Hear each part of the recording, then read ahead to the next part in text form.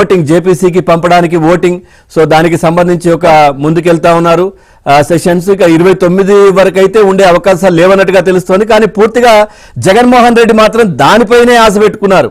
ఇప్పుడు 2 ఏళ్లలో మళ్ళీ జమిలి ఎన్నికలు వస్తాయి, నేనే అధికారంలోకి రావచ్చు, వస్తాను, ప్రజల్లోకి వెళ్తానని చెప్పుకుంటున్న పరిస్థితులు. ఇంకోవైపు ఈ కేసులు సుప్రీం కూడా సీరియస్ అయింది కదా, ఏంటి అసలు ప్రత్యేక హెడ్లైన్స్ పెట్టి నాకు డీటెయిల్స్ అన్ని ఇవ్వండి అని సుప్రీం అడుగుతోంది. సార్ ఏం చెప్తారు సార్, మాట్లాడండి. ముందుగా మీకు సార్ నమస్తే. జగన్ వెళ్తారా అనేది ఇంట్రెస్టింగ్ గా పెట్టారు. మరి దేనికి వెళ్తారు, ఎలా వెళ్తారు అన్నది చూడవలసిన అవసరం అయితే ఉంది. ఎందుకంటే సుప్రీంకోర్టు అయితే ఇది మొదటిసారి కాదు, నాకు గుర్తు 2సారి 3సారి. ఎందుకంటే జగన్ గారు ఏ రకంగా ఏంటంటే ఏం చేశారంటే తనకున్నటువంటి వందల వేల కోట్ల రూపాయలు పోగేసినటువంటి అధికార దుర్వినియోగం చేసి వాళ్ళ తండ్రి హయాంలో పోగేసిన సొమ్ము ఉంది. దాన్ని పట్టుకుని ఎప్పుడు ఎక్కడ చూడని విధంగా ఏలికేస్తే కాలికి, కాలికేస్తే ఏలికి, లేకపోతే మెడకి, అలాగా పిటిషన్లు, డిశ్చార్జ్ పిటిషన్లు.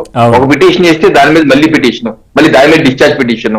సుప్రీం కోర్టులో ఒక 20, ఇక్కడ సిబిఐ కోర్టులో ఒక 130, మళ్ళీ హైకోర్టులో ఒక 10-15.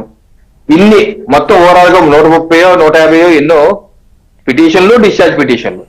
దాని మీద చూడాలంటే సాక్షులు 1000 మంది, దాని మీద పేపర్లు చదవాలంటే 1,00,000 పైగా పేపర్లు చదవాలి. కొన్ని విచారిద్దామంటే సిబిఐ కోర్టు మొదలు పెడుతుంటే 7-8 మాసాలు అయిపోతుంది. ఈ లోపు వాళ్ళు రిటైర్ అయిపోతున్నారు. అలా రిటైర్ అయిపోయిన బ్యాచ్ 4-5 బ్యాచ్ ఉన్నారు, రిటైర్ అయిపోయారు. విచారణ దశలోనే 125 పిటిషన్లు ఉన్నాయి. చూడండి, అంటే ఒక న్యాయ వ్యవస్థకే ఒక ఛాలెంజ్ విసురుతున్నాడు ఆయన. ఇప్పుడు కిక్ సినిమా ఎలాగే రవితేజ్ గారు దొంగతనం చేసి పట్టుకొని చూద్దాం, నన్ను పట్టుకొని చూద్దాం అంటుంటారు. ఆ రకంగా ఈయన న్యాయ వ్యవస్థకి ఒక ఛాలెంజ్ చేస్తారు. నేను సుప్రీంకోర్టు వారు అభ్యర్థిస్తున్నా మీ ఛానల్ ద్వారా కూడా, ఇటువంటి యునిక్ కేసెస్, పెక్యులర్ కేసెస్ మీరు గనక ఒక ప్రత్యేక కోర్టు లేకపోతే ప్రత్యేకంగా ఒక కమిటీ వేసి ఏ రకంగా న్యాయ వ్యవస్థలో ఉన్నటువంటి లొసుగులను ఉపయోగించుకొని ఇటువంటి వ్యక్తులు తప్పించుకు తిరుగుతున్నారు, దీన్ని ఆట కట్టించకపోతే మాత్రం భవిష్యత్తులో అందరూ ఇదే పని చేసే అవకాశం ఉంది. ఎందుకంటే ఈ బ్యాచ్ ఏదైతే 100,000 కోట్ల బ్యాచ్ తయారవుతున్నారు, వాళ్ళందరూ ఇదే పని చేసే న్యాయ వ్యవస్థని అపహాస్యం చేసే ప్రమాదం ఉంది. అందుకనే సుప్రీంకోర్టు వారు ఒక కమిటీ, ఎన్వి రమణ గారితో కమిటీ వేస్తారు, వేసి దీనికి ప్రస్తుతం ఉన్నటువంటి చట్టాల ప్రకారం అన్ని డిశ్చార్జ్ పిటిషన్లు వేయకుండా చేయొచ్చా, లేదా డిశ్చార్జ్ పిటిషన్లు విచారణ చేయకుండా మెయిన్ పిటిషన్కి వెళ్ళొచ్చా, లేకపోతే ఏం చేయాలి, ప్రస్తుతం రాజ్యాంగం ఏం చెబుతుంది, దీనికి ఏమన్నా రాజ్యాంగ సవరణ కావాలా అంటే ఆ సవరణలో కేంద్ర ప్రభుత్వానికి సూచన చేసి ఇటువంటి సమస్యకి మాత్రం శాశ్వత పరిష్కారం చూపించకపోతే ఇది ప్రతి ఒక్కరికి, అవినీతి పరులందరికీ ఒక క్లాసికల్ ఎగ్జాంపుల్ అయిపోతుంది. సో దీని మీద ఆలోచించాలి. ఇక జమిలీ ఎలక్షన్స్ అంటారా, ఓకే, ఈ రోజు పార్లమెంట్ లో చారిత్రకమైన బిల్లు, దశాబ్దాలుగా ఇది నలుగుతుంది. 1983 నుంచే ఎలక్షన్ కమిషన్ ఆఫ్ ఇండియా మీరు చూసుకుంటే వార్షిక నివేదిక, ఈ మధ్య 1983 నివేదిక చూశాను. ఇది 1983 నివేదిక అండి, ఆన్లైన్ లో ఉంది, ఎవరన్నా చూడండి. ఈ నివేదిక పేజ్ నెంబర్ 81 లో కూడా ఎలక్షన్ కమిషన్ ఆఫ్ ఇండియా రాశారు.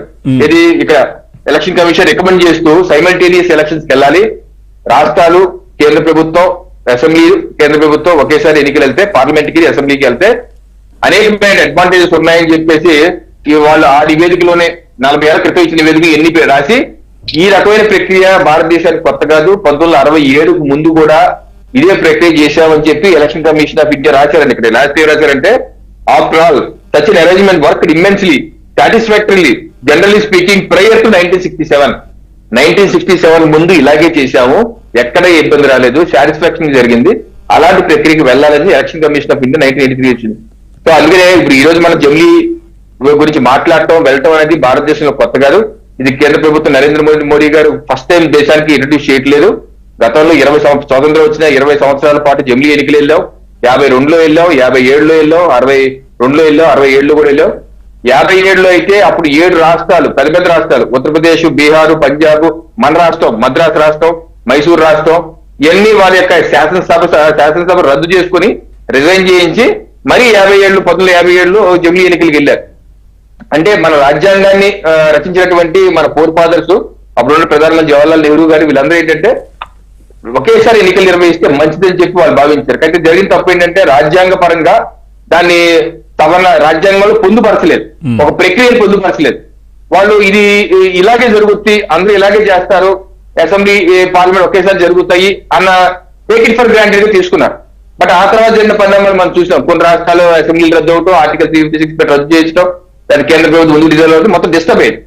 అందుకని ఈ డిస్టర్బ్ అయిన ప్రక్రియ మళ్ళీ తీసుకురావాలి, దీనికి చట్టబద్ధత కల్పిస్తూ రాజ్యాంగ సవరణ చేసి ఉన్నటువంటి అంశాలన్నీ క్రోడీకరించి ముందుకెళ్లాలనే ఉద్దేశం గత కొన్ని దశాబ్దాలకు జరుగుతుంది. దీనికి లా కమిషన్ ఆఫ్ ఇండియా నివేదికలు ఇచ్చింది.